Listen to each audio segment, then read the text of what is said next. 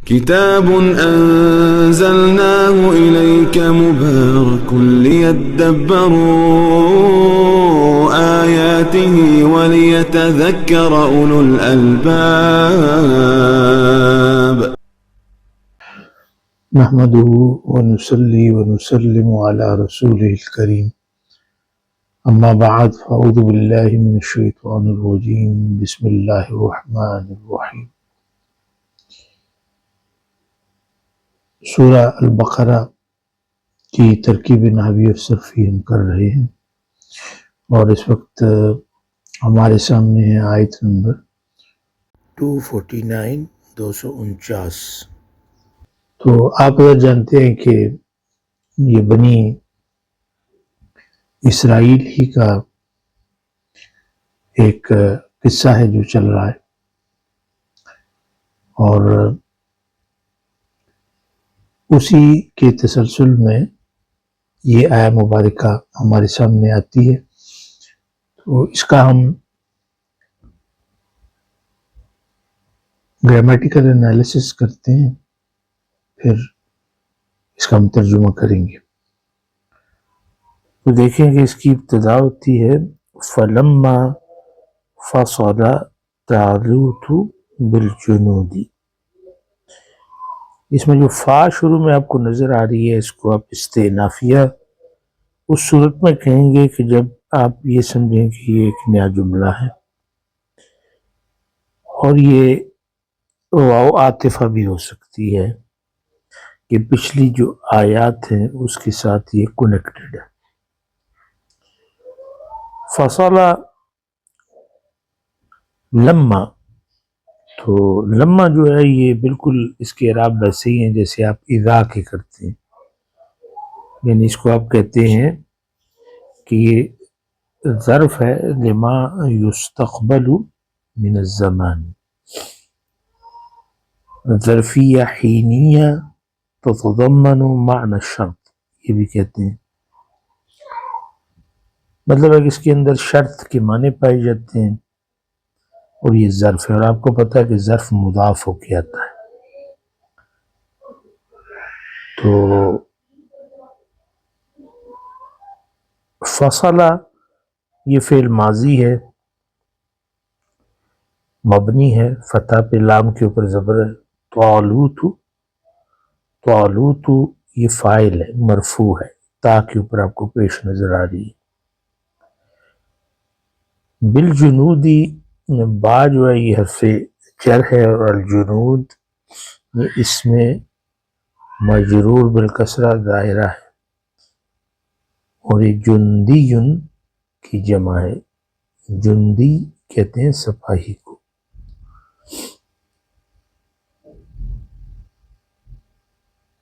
اب یہ جو جملہ پورا بنا نا فصلہ طالوت بالجنودی، تو یہ اس جملے کی بھی ایک پوزیشن بنتی ہے، اور وہ ہے مجرور، چونکہ اس کے پیچھے لما ہے، اور میں نے کہا تھا لما چونکہ ظرف ہے، ظرف مضاف ہو کے آتا ہے، تو اس لیے یہ پورے کا پورا جملہ محلاً مجرور ہوگا، کیونکہ اس نے جو جگہ لی ہے وہ مضاف الیہ کی لی ہے۔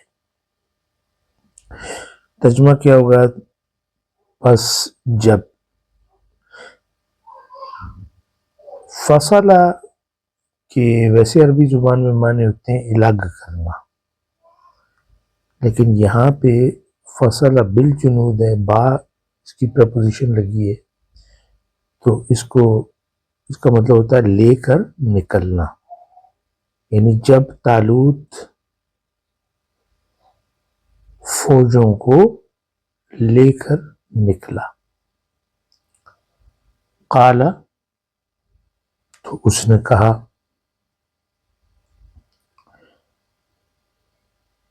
یہ فعل ماضی ہے، مبنی ہے فتح پہ، اور اس کے اندر فاعل مستتر ہے، اس کی تقدیر کیا ہے؟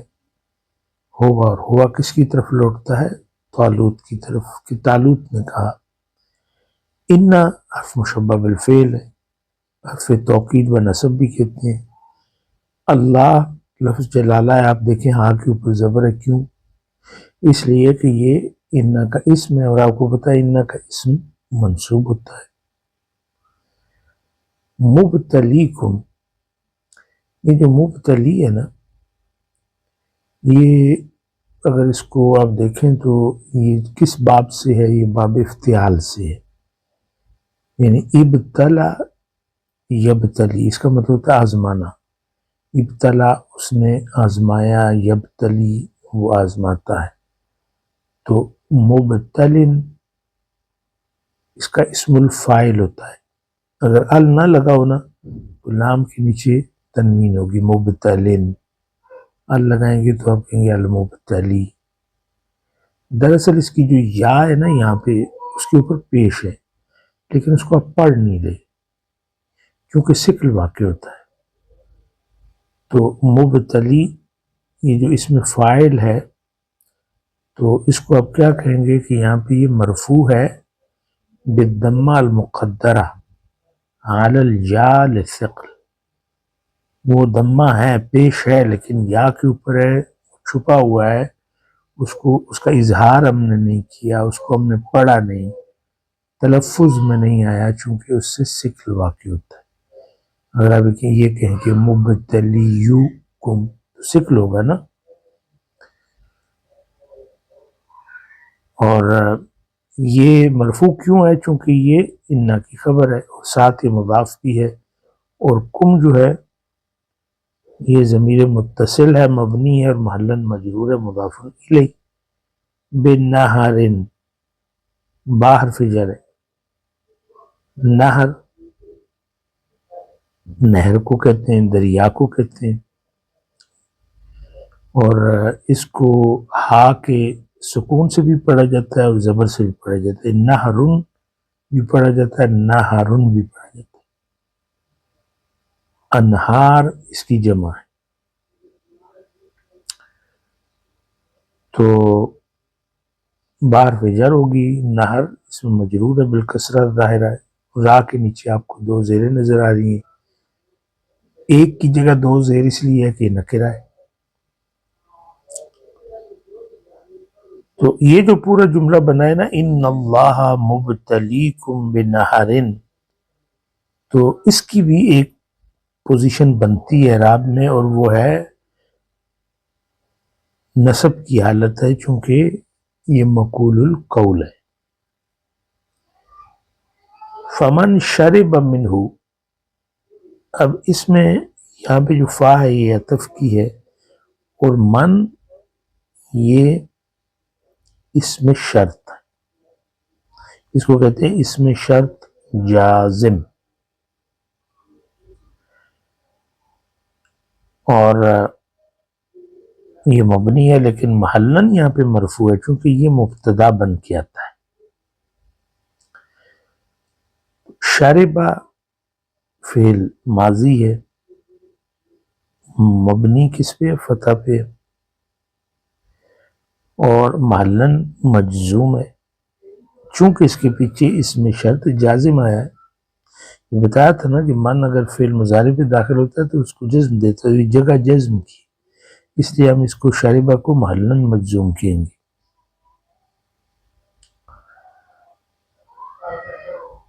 اچھا، اور اس میں فاعل مستتر ہے، اس کی تقدیر کیا ہے؟ ہوا، شربہ، یعنی ہوا کس کی طرف لوٹتا ہے؟ من کی طرف۔ منہ جار مجرور ہے، اور اب یہ جو ہے نا شربہ منہ، یہ بھی ایک جملہ ہے، اس کی بھی ایک پوزیشن ہے، اور وہ محلاً مرفوع ہے، کیونکہ یہ خبر بن رہی ہے من کی،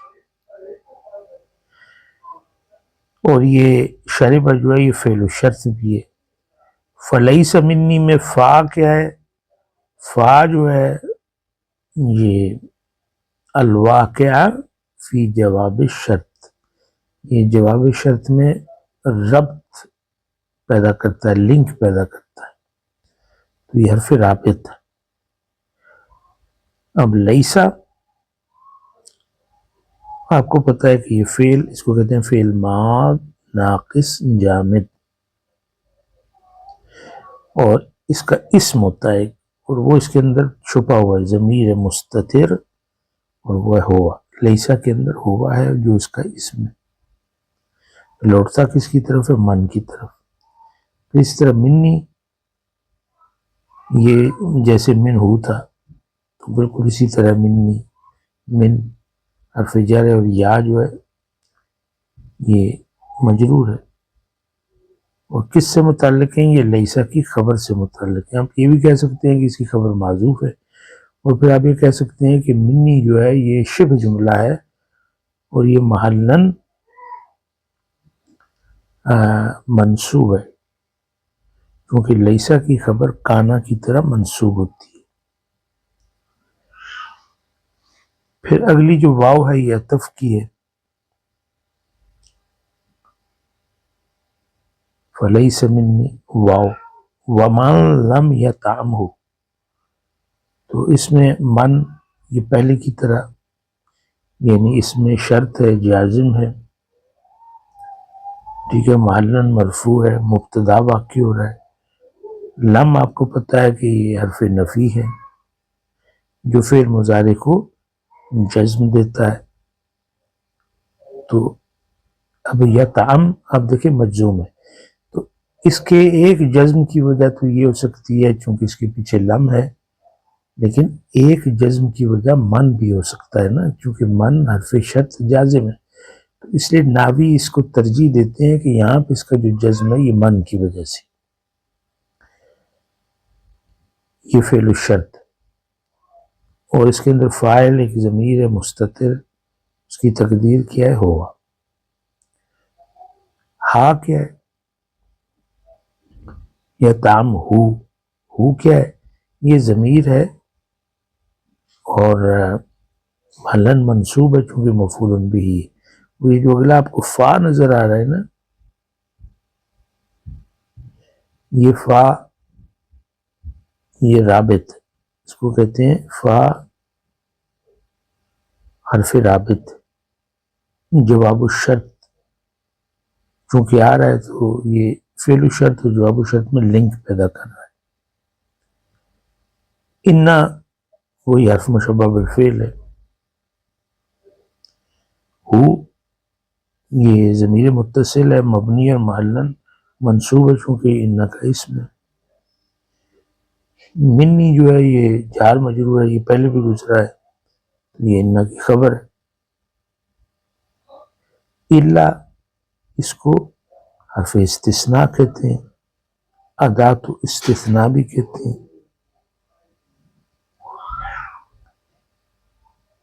اور من کیا یہاں پہ یہ اسم موصول ہے، مبنی اور محلن منصوب ہے چونکہ مستثنیٰ ہے نا، تو اس کو کہیں گے کہ یہ فی محل نصب ہے علی الاستثناء. اغترف یہ باب افتعال میں سے، اغترف یغترف فعل ماضی ہے، اس کے اندر فاعل مستتر ہے، تقدیر ہوا کس کی طرف ہے؟ یہ من کی طرف لوٹتا ہے. غرفتن یہ منصوب کیوں ہے؟ چونکہ یہ مفعول بھی ہے.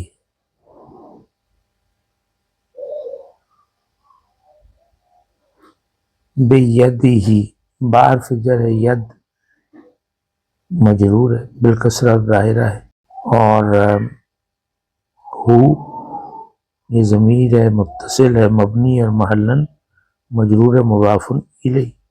اب اس کا ترجمہ کیا ہوگا کہ جب طالوت اپنی فوجوں کو لے کر نکلا، قال اس نے کہا کہ اللہ تمہاری آزمائش کرنے والا ہے ایک نہر کے ساتھ، بس جس نے اس نہر میں سے پانی پی لیا، فلیس منی تو وہ مجھ میں سے نہیں ہے، یعنی اس کا میرے ساتھ کوئی تعلق نہیں ہوگا. ومن لم یطعمہ اور جس نے اس کو نہ چکھا یعنی اس پانی کو، فإنہ منی تو وہ مجھ سے ہوگا، یعنی اس کا تعلق مجھ سے ہوگا، وہ میری جماعت کا بندہ ہوگا. الا سوائے مانے طرف اس شخص کے کہ جس نے ہاتھ میں لیا، اغترف غرفتن بیدی، جس نے اس پانی کا چلو بھرا، یعنی چلو بھر پانی جس نے لے لیا۔ آگے چلیں، فشربوا منہ الا قلیلا منہم، اس میں جو فا ہے یہ عطف کی ہے، شربوا فعل ماضی ہے مبنی ہے، ضمہ پہ با کے اوپر دیکھیں پیش نظر آ رہی ہے، اور واو کیا ہے، یہ ایک یہاں پہ ضمیر متصل ہے، مبنی ہے، یہ حرف نہیں ہے، یہ ضمیر ہے کیونکہ یہ فاعل کو ریپریزنٹ کرتا ہے۔ اور الف کیا ہے، الف الفارقہ، منہ، من حرف جر ہے، ہو ضمیر متصل ہے مبنی ہے اور محلاً مجرور ہے۔ فشربوا منہ، پس انہوں نے اس میں سے پیا، الا، یہ پھر وہی ادات و استثناء، حرف استثناء ہے، قلیلاً، یہ منصوب کیوں ہے، چونکہ یہ مستثنیٰ ہے تو اس لیے اس کو منصوب رکھا گیا۔ منہم، یہ جار اور مجرور ہے، ان میں سے، پس انہوں نے اس میں سے پیا مگر تھوڑے، یعنی ان میں سے جو تھوڑے تھے انہوں نے نہیں پیا، زیادہ تر نے پی لیا پانی۔ فلما جاوزاہ، فا جو ہے یہاں پہ عطف کی ہے، لما اس کے اعراب وہی ہیں جو شروع میں ہم نے کیے تھے، لما فصل، شرطیہ جازمہ ہے، مضاف ہو کے آتا ہے، اس کا مطلب ہوتا ہے جب۔ جاوزہ یہ فعل ماضی ہے باب مفاعلہ میں سے، جاوزہ یجاوز مجاوزہ، آگے بڑھنا۔ ہو یہاں پہ ضمیر متصل ہے مبنی اور محلاً منصوب ہے مفعول بہ، اور پس جب وہ اس دریا سے آگے بڑھا، کون، یعنی طالوت، ہوا، یہاں پہ یہ ضمیر منفصل ہے، یہ تاکید کے لیے آئی ہے، یعنی جاوزہ کا جو فاعل ہے نا، یعنی وہ طالوت ہے، تو اس کی تاکید کے لیے یہاں پہ ہوا ہے، یعنی وہ، اور جب وہ اس دریا سے آگے بڑھا، والذین آمنوا معہ، اور وہ لوگ جو ایمان لائے اور اس کے ساتھ تھے، تو والذین واو عطف کی، الذین معطوف ہے، یہ اس میں موصول ہے مبنی ہوتا ہے، معطوف ہے۔ آمنو یہ فعل ماضی ہے، یہ بھی مبنی ہے ضمہ پہ، واو کس کی نمائندگی کر رہا ہے، یہ ضمیر ہے فاعل، اس لیے محلاً مرفوع ہے، اور الف الف الفارقہ معہ یعنی مع ظرف ہے، اور ظرف آپ کو پتہ ہے کہ مضاف ہو کے آتا ہے، اور ضمیر متصل ہے مجرور۔ قالو یہ فعل ماضی ہے مبنی ہے، لام کے اوپر پیش ہے، ضمہ پہ مبنی ہے، واو فاعل کی ہے، اور الف ہے الف الفارق۔ لا طاقت لنا اليوم، اس میں لا لنفی الجنس ہے، اور طاقت یہ لا کا اسم ہے منصوب، اس کو ہم کیا کہیں گے کہ لا کا اسم ہے، فتح پہ مبنی ہے اور محلاً منصوب ہے۔ لنا یہ جار اور مجرور ہے، یہ شبہ جملہ ہے، اور یہ شبہ جملہ محلاً مرفوع ہے، لا کی خبر، اور اليوم آپ کو پتہ ہے کہ اس کو ظرف زمان کہتے ہیں، اور یہ منصوب ہے۔ بے جالوت و جنودہ، تو بار فجر ہے جالوت، یہ اس میں مجرور ہے لیکن کسرہ کے ساتھ نہیں ہے، فتح کے ساتھ ہے، چونکہ یہ ممنوع من الصرف ہے۔ واو عطف کی ہے، جنود معطوف ہے جالوت پہ، مجرور با کی وجہ سے ہے، مضاف ہے، اور ہو ضمیر متصل ہے مبنی اور محلاً مجرور مضاف الیہ۔ بجالوت و جنودہ، قالو انہوں نے کہا لا طاقت لنا اليوم کہ آج ہمارے بس کی بات نہیں ہے، آج ہماری طاقت نہیں ہے، بجالوت و جنودہ کہ ہم جالوت اور اس کی فوجوں کے ساتھ لڑ سکیں، کیونکہ اس میں جو قتال ہے وہ محذوف ہے، یعنی بے قتال جالوت اصل میں سے۔ قال الذین، اور اس میں یہ آپ کہہ سکتے ہیں کہ یہ جو لا طاقت لنا ہے یہ پورے کا پورا جملہ محلاً منصوب ہے چونکہ یہ مقول القول ہے۔ قال الذین یظنون انہم ملاقو، تو قال کیا فعل ماضی ہے مبنی ہے فتح پہ، الذین اس میں موصول ہے محلاً مرفوع ہے چونکہ فاعل واقع ہو رہا ہے، یظنون فعل مضارع ہے مرفوع اور مرفوع بثبوت النون ہے، اور واو اس کے اندر یہ نمائندگی کرتی ہے فاعل کی، یعنی ضمیر متصل ہے اور محلاً مرفوع ہے، اور یہ جملہ پورے کا پورا صلۃ الموصول ہے۔ انہم، آپ کو پتہ ہے کہ انا جو ہے یہ حرف مشبہ بالفعل ہے، ہم یہ ضمیر متصل ہے اور محلاً منصوب ہے چونکہ انا کا اسم ہے۔ ملاقو،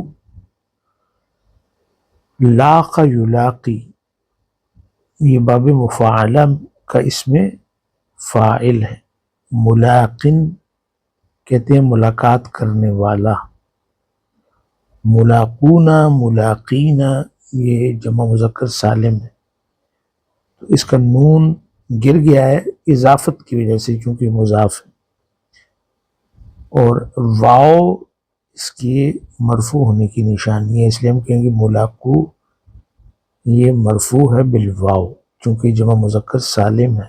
اللہ لفظ جلالہ اور مجرور کیوں ہے چونکہ مضاف الیہ، انہم ملاق اللہ، تو قال الذین یظنون انہم ملاق اللہ، وہ لوگ جو خیال کرتے تھے کہ ہم نے اللہ سے ملنا ہے، یعنی ایک دن دنیا سے جانا ہے تو پھر ہماری ملاقات اللہ سے ہونی ہے، اس کے دربار میں پیش ہونا ہے، انہوں نے کہا کم، یہ کم جو ہے خبریہ ہے، من فئت، من حرف جر فئت مجرور بالکسرہ ظاہرہ ہے، تو اس کو ہم کہتے ہیں یہ تمییز ہے کم کی،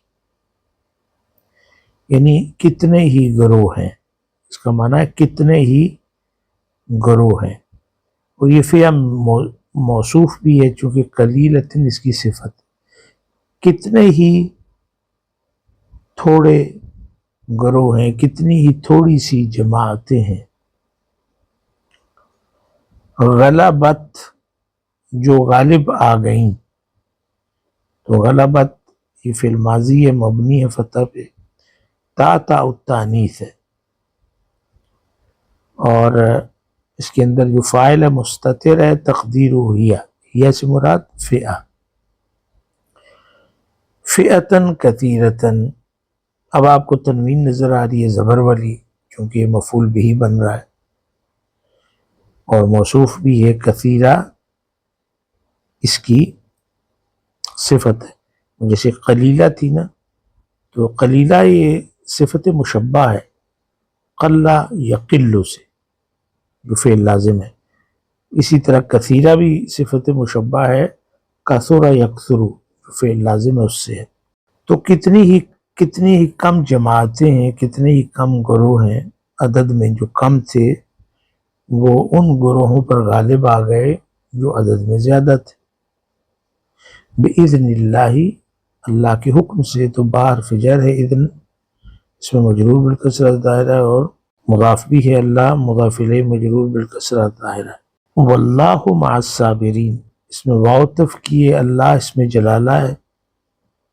جو کہ مرفوع ہے چونکہ مبتدا ہے، مع ظرف ہے، اور الصابرین یہ مجرور ہے چونکہ ظرف مضاف ہے اور الصابرین مضاف الیہ ہے، تو صابرون کی جمع مذکر بنتی ہے صابرین، صابرون، صابرین، جمع مذکر سالم، تو یہ یا کے ساتھ مجرور ہے، اور اللہ صبر کرنے والوں کے ساتھ ہے۔ اب اس کا ایک با محاورہ ترجمہ کرتے ہیں۔ پھر جب طالوت فوجیں لے کر نکلا، کہا بے شک اللہ ایک نہر سے تمہاری آزمائش کرنے والا ہے، جس نے اس نہر کا پانی پیا تو وہ میرا نہیں ہے، اور جس نے اسے نہ چکھا تو وہ بے شک میرا ہے، مگر جو کوئی اپنے ہاتھ سے ایک چلو بھر لے، یعنی مطلب یہ کہ اسے معافی ہے۔ پھر ان میں سے سوائے چند آدمیوں کے سب نے اس کا پانی پی لیا۔ پھر جب طالوت اور ایمان والے اس کے ساتھ پار ہوئے تو کہنے لگے آج ہمیں جالوت اور اس کے لشکروں سے لڑنے کی طاقت نہیں۔ جن لوگوں کو خیال تھا کہ انہیں اللہ سے ملنا ہے وہ کہنے لگے بارہا بڑی جماعت پر چھوٹی جماعت اللہ کے حکم سے غالب ہوئی ہے، اور اللہ صبر کرنے والوں کے ساتھ ہے۔ یہ اس کا با محاورہ ترجمہ تھا۔ اب اس کے مفہوم پہ غور کیجئے تو بات واضح ہو جاتی ہے۔ یہ واقعہ بنی اسرائیل کے اس دور کا ہے جب انہوں نے اپنے نبی سے مطالبہ کیا کہ ہمارے لیے ایک بادشاہ مقرر کیجیے تاکہ ہم اللہ کی راہ میں جہاد کریں۔ تو اللہ تعالیٰ نے طالوت کو بادشاہ بنایا۔ ابتدا میں لوگوں نے ان کی بادشاہت پر اعتراض کیا، جیسے کہ پچھلے سیشن میں نے تفصیل بیان کی تھی، مگر جب اللہ کی نشانی ظاہر ہوئی تو وہ راضی ہو گئے۔ اب اصل امتحان کا مرحلہ شروع ہوتا ہے۔ سامنے طاقتور دشمن تھا جس کا سردار جالوت تھا، قرآن میں اسے جالوت کہا گیا ہے۔ پھر فرمایا ان اللہ مبتلیکم بنہر، طالوت نے کہا کہ اللہ تمہیں ایک دریا کے ذریعے آزمائے گا۔ اب یہاں غور کریں کہ جہاد سے پہلے آزمائش، دشمن سے پہلے نفس کا امتحان، جنگ سے پہلے ضبط نفس، یہ دراصل تربیت تھی۔ اللہ دیکھنا چاہتے تھے کہ کون حکم مانتا ہے اور کون خواہش نفس کا غلام ہے۔ اب پانی پینے کی شرط، حکم کیا تھا کہ جو شخص دریا سے خوب سیر ہو کر پانی پیے گا وہ میرے ساتھ نہیں، جو بالکل نہ پیے وہ میرے ساتھ ہے، صرف ایک چلو کی اجازت ہے۔ یہ بظاہر آسان حکم تھا، مگر شدید پیاس اور سفر کی تھکن میں یہی چھوٹا سا حکم بہت بڑا امتحان بن گیا۔ نتیجہ کیا نکلا؟ اکثریت ناکام ہو گئی، صرف تھوڑے لوگ کامیاب ہوئے۔ یہی اللہ کا اصول ہے۔ بڑے کاموں کے لیے بڑے مجمع نہیں، مضبوط ایمان والے افراد چاہیے۔ اب دوسری آزمائش کیا تھی؟ خوف کا مرحلہ۔ جب وہ دریا پار کر گئے تو دشمن کا لشکر سامنے آیا۔ کچھ لوگوں نے کہا لا طاقت لنا اليوم بجالوت وجنودہ، ہم میں آج جالوت اور اس کے لشکر کا مقابلہ کرنے کی طاقت نہیں۔ یہاں انسانی کمزوری ظاہر ہوئی، ظاہری طاقت دیکھ کر دل بیٹھ گیا۔ اہل یقین کا کیا جواب تھا؟ کم من فئۃ قلیلۃ غلبت فئۃ کثیرۃ باذن اللہ، کتنی ہی چھوٹی جماعتیں اللہ کے حکم سے بڑی جماعتوں پر غالب آئیں۔ یہ جملہ ایمان کا نچوڑ ہے۔ کامیابی تعداد سے نہیں، اسلحے سے نہیں، وسائل سے نہیں بلکہ اللہ کی مدد اور صبر سے ہوتی ہے۔ آخر میں فرمایا واللہ مع الصابرین، اللہ صبر کرنے والوں کے ساتھ ہے۔ قیادت کی اطاعت، یہ تربیتی نکات ہیں۔ اس میں پہلا نقطہ کیا ہے؟ قیادت کی اطاعت۔ طالوت کی اطاعت اصل کامیابی تھی، جو اطاعت نہ کر سکے وہ آگے نہ بڑھ سکے۔ دوسرا نقطہ کیا ہے کہ خواہش نفس پر قابو۔ پانی حلال تھا مگر حکم کی خلاف ورزی حرام تھی۔ زندگی میں بہت سی چیزیں اصل میں جائز ہوتی ہیں مگر موقع اور حد کی پابندی ضروری ہوتی۔ تیسرا نقطہ ہے قلت تعداد سے گھبرانا نہیں۔ تاریخ گواہ ہے کہ حق ہمیشہ تعداد میں کم رہا ہے۔ تیسرا نقطہ کیا ہے کہ صبر کامیابی کی کنجی ہے۔ اللہ کی معیت صبر والوں کے لیے ہے، جلد بازوں کے لیے نہیں۔ اب عصر حاضر کے لیے اس کے اندر کیا پیغام ہے؟ آج بھی امت کو اسی بیماری کا سامنا ہے۔ وقتی جذبات ہیں، جلد بازی ہے، نظم و ضبط کی کمی ہے، آزمائش میں ناکامی ہے۔ تو یہ آیت ہمیں بتاتی ہے کہ اللہ کی نصرت تب آتی ہے جب اطاعت ہو، ضبط ہو، یقین ہو، صبر ہو۔ تو یہ آیت ہمیں کیا سکھاتی ہے؟ کہ کامیابی کا راستہ آزمائشوں سے ہو کر گزرتا ہے۔ اللہ اپنے بندوں کو پہلے پرکھتا ہے پھر مدد دیتا ہے۔ اصل طاقت ایمان اور صبر میں ہے، تعداد نہیں، معیار اہم ہے۔ تو یہ اس کا مفہوم تھا۔ اللہ تبارک و تعالی ہمیں قرآن مجید کو سمجھنے کی طاقت اور توفیق عطا فرمائے، اور پھر سب سے بڑھ کر اس پہ عمل کرنے کی توفیق عطا فرمائے۔ آج کے لیے اتنا ہی کافی ہے۔